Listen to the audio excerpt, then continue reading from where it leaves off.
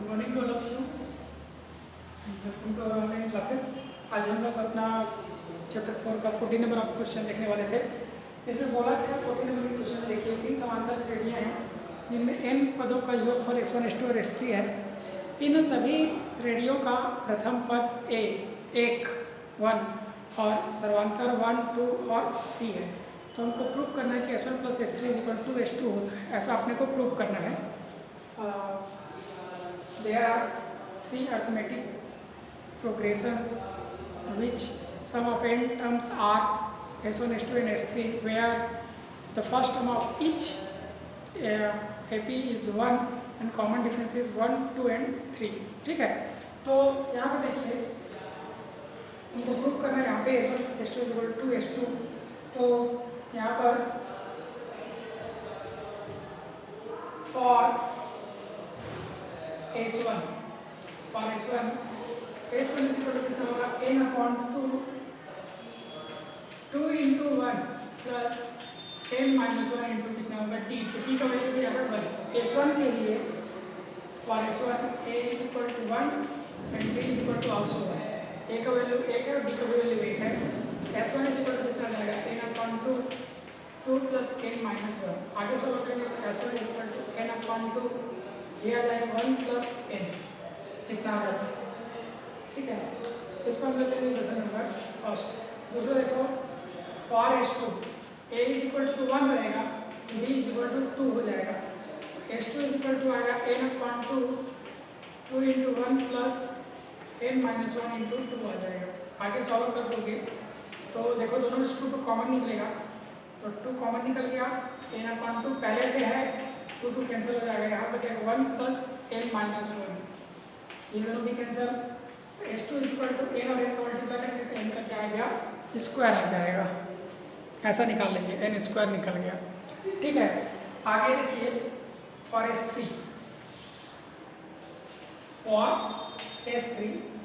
a is equal to 1 है and b is equal to 3 है।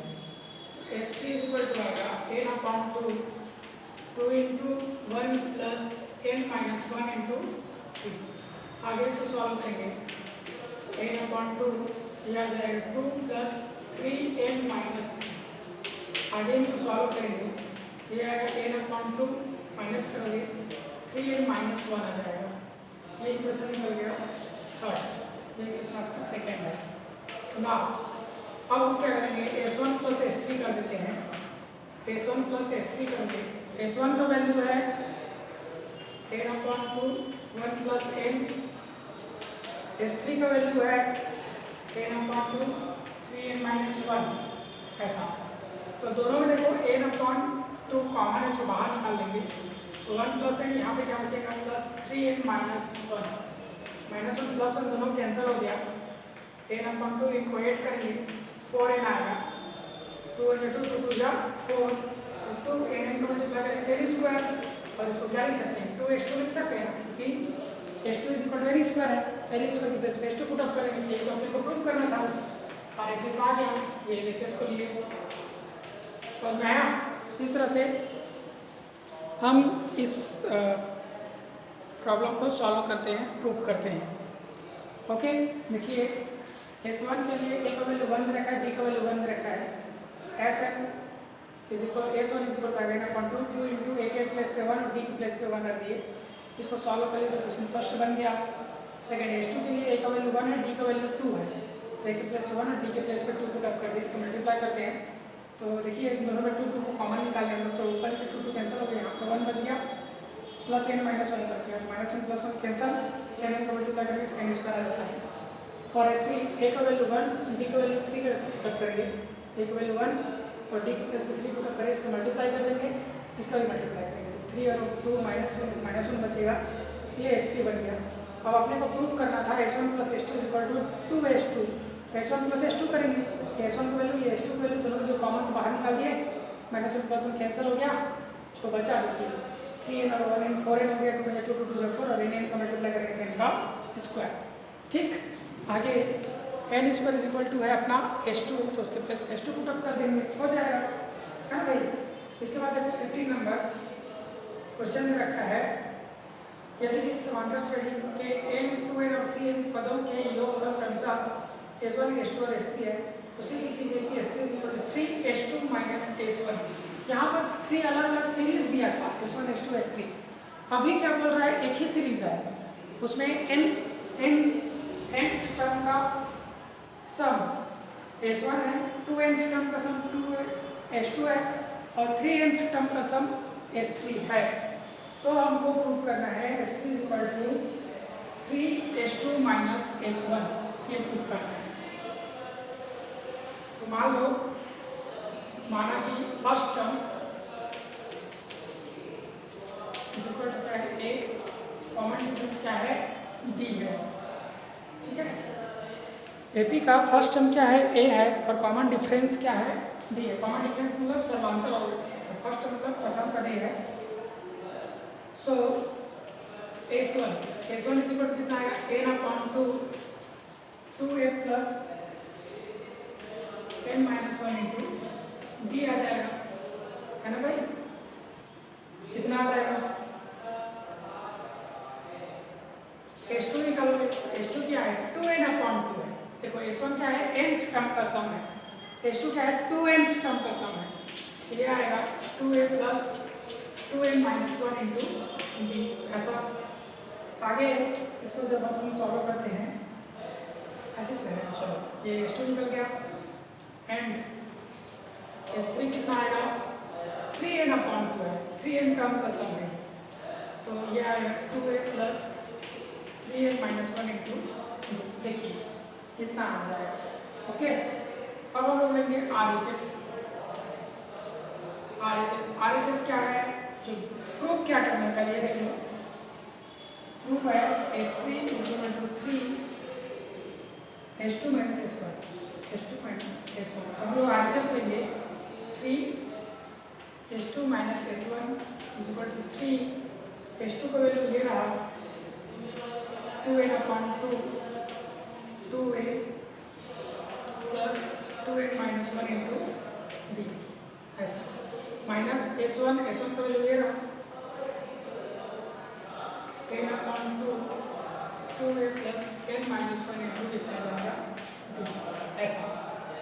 अब आप ध्यान से समझिए, इन दोनों में कॉमन क्या है, इन दोनों में कॉमन है n/2, यहाँ पर भी n/2, इसको कॉमन निकालेगा तो 3 पहले से बाहर है, n/2 भी बाहर निकल गया।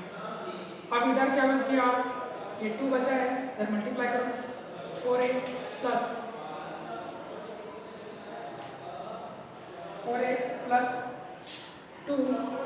2n माइनस 1 डी आ जाएगा, माइनस यहाँ पर 2a माइनस प्लस माइनस और minus plus minus n minus 1 into आएगा डी। आगे देखिए, आगे सॉल्व करेंगे तो 3n/2, 4a में 2a को माइनस करोगे तो 2a बचेगा, इन दोनों में d को कॉमन निकाल दो तो प्लस यहाँ पे क्या बच गया, इसका देखो अंदर मल्टीप्लाई कर देना, 4n माइनस 2 2 जब 4 n 2 1 2 और यहाँ पर देखिए माइनस प्लस माइनस n और माइनस माइनस प्लस 1 इंटू क्या होगा d, इनमें से d को कॉमन निकाल दिया थे अपन, ये n है। ओके, तो देखो आगे क्या आ गया, 3n/2 अंडर ब्रैकेट 2a का 2a प्लस 4n में एक n लिया तो कितना बच गया, 3n, इनको माइनस करेंगे तो माइनस 1 इंटू क्या आ गया t, और ये क्या है, यही तो s3, ये क्या है आपका s3 है। तो LHS को लेकर के सॉल्व किए अपन लोग, RHS को लेकर के सॉल्व किए, LHS आ गया था, ये तो प्रूव करना था अपने को, ठीक। इस तरह से इसको प्रूव करेंगे आप बहुत इजीली। देखिए nth टर्म का सम s1 है, s1 का फार्मूला ऐसा बनेगा, 2nth टर्म का सम s2 है, फार्मूला ऐसा बनेगा, 3nth टर्म का सम s3 है, इसका फार्मूला ऐसा बनेगा। अब अपने लोग राइट हैंड साइड को लेते हैं, 3s2 माइनस s1 को, 3 ये s2 का वैल्यू माइनस ये s1 का वैल्यू, इन दोनों में से n/2 को बाहर निकाल दिए तो क्या बचेगा, 2 जा 4a और 2 के यहाँ पर मल्टीप्लाई कर देंगे, ये जैसे कैसा हो जाएगा, minus plus minus minus plus क्या होगा, माइनस। अब देखिए 4a में 2a को माइनस करेंगे तो 2a बचेगा, 2 से कितना है 4 और 2 में कितना हो जाएगा 2, माइनस प्लस माइनस और माइनस माइनस प्लस 1, दोनों में से डी कॉमन निकाल दिया। यहाँ पर 4m में 1m दिया तो 3m बच गया, -2 में +1 करेंगे तो -1 बचता है। और ये कौन सा टर्म है? S3 टर्म है। इस तरह से S3 टर्म हम लोग फाइंड आउट करते हैं। ओके,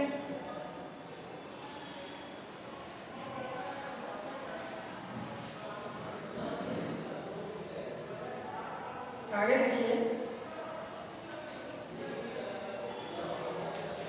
आगे हम देखेंगे एक 17 नंबर का क्वेश्चन देख लेते हैं पहले। इसमें बोला क्या है देखिए 17 नंबर में, एक निर्माण कार्य ठेके में कराया जा रहा है जिसे एक निश्चित तिथि तक पूरा करना है। निश्चित तिथि से विलंब होने पर जुर्माने का प्रावधान इस तरह है।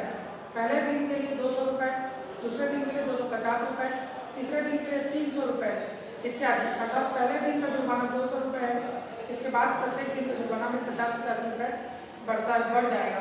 ठेकेदार ने कार्य 30 दिन का विलंब किया तो उसे कुल कितना जुर्माना देना होगा, तीसरे दिन के लिए कितना जुर्माना होगा, ये यहाँ पर हम लोग को फाइंड आउट करना है। कितना जुर्माना देना होगा ये हम लोग यहाँ पर निकालना है। तो देखिए यहाँ पर क्या क्या है, गिवन क्या क्या है और कैसे इसको सॉल्व करेंगे। देखिए यहाँ पर पहले दिन का जुर्माना 200 रुपये, ये फर्स्ट टर्म बन जाएगा। कॉमन डिफरेंस 50, रोज दिन 50-50 रुपये क्या हुआ है, इंक्रीज हो रहा है, तो कॉमन डिफरेंस कितना हो जाएगा 50। कितने दिनों तक का विलंब हुआ, 30 डेज, 30 डेज डिले हुआ। पेन का वैल्यू कितना है 30 है। ठीक है, आपको निकालना क्या है, S30 निकालना है। S30 होगा 30/2 2a + n-1 इंटू क्या होता है d। ये फार्मूला है अपना, ये फार्मूला है S का। तो S30 30/2 2 इंटू a का वैल्यू 200 प्लस n का वैल्यू कितना है 30 - 1 और d का वैल्यू है 50। आगे सॉल्व करेंगे, 15 आएगा, मल्टीप्लाई कर देना तो 400 आ जाएगा, प्लस 29 इंटू कितना होगा 50, ऐसा आ जाएगा, है ना भाई। इसको और आगे सॉल्व कर देना, 15 अंडर ब्रैकेट 400 प्लस इनका मल्टीप्लाई करोगे कितना आएगा 5 × 45, 5 14 और 0 पे 0 कितना आ गया 1450। इन्वेट कर देना, 15 इंटू कितना आ जाएगा 1850 आ जाएगा। इनको और लास्ट में मल्टीप्लाई करना, जो भी आंसर रहेगा वही जुर्माना तीसरे दिन उसको देना पड़ेगा। उतना जुर्माना 30 दिन तक का देना पड़ेगा। ठीक है, 18-19 नंबर सॉल्व करना, 20 नंबर देखो डायरेक्ट। 18-19 सॉल्व करना है, 20 नंबर देखो, ये आंसर आ जाएगा, इसको मल्टीप्लाई कर देते हो।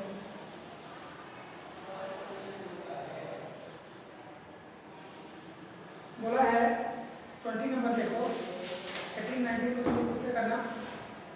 एक आलू दौड़ने प्रतियोगिता में प्रारंभिक स्थान पर एक बाल्टी रखी है। इस बाल्टी में 5 मीटर की दूरी पर पहला आलू रखा जाता है। अन्य आलूओं को इसी तरह 3 मीटर की दूरी पर रखा गया है। इस रेखा पर 10 आलू रखे गए हैं।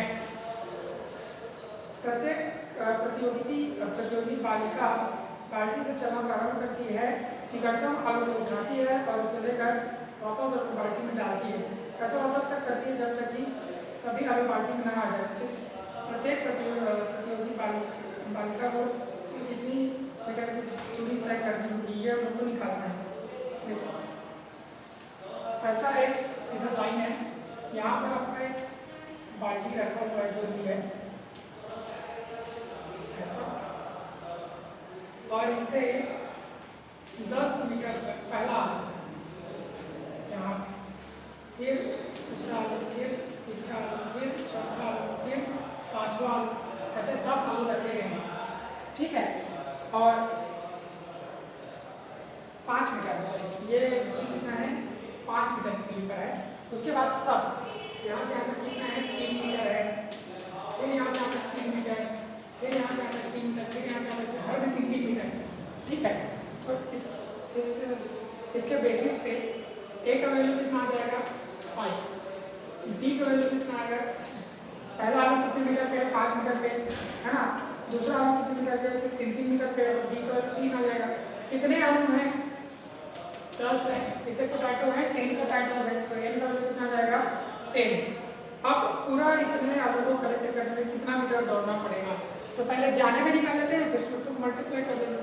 तो S N is equal to क्या होगा n/2 2a plus n minus 1 into क्या होता है b। तो यहाँ पर S N is equal to 10/2 2 into 5 plus n minus 1 मतलब 10 माइनस 1 और d का वैल्यू कितना है यहाँ पर 3 है। आगे ये 5 आ जाएगा, ये 10 प्लस 9 इंटू 3 आएगा, तो आगे सॉल्व करोगे तो 10 प्लस 9 हो जाए 27 हो जाता है ना।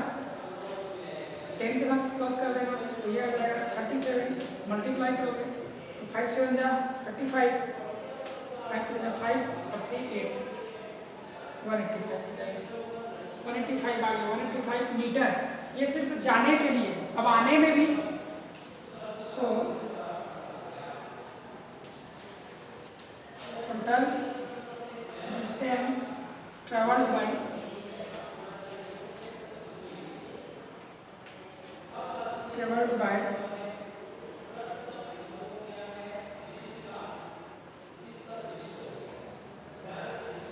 कंप्यूटर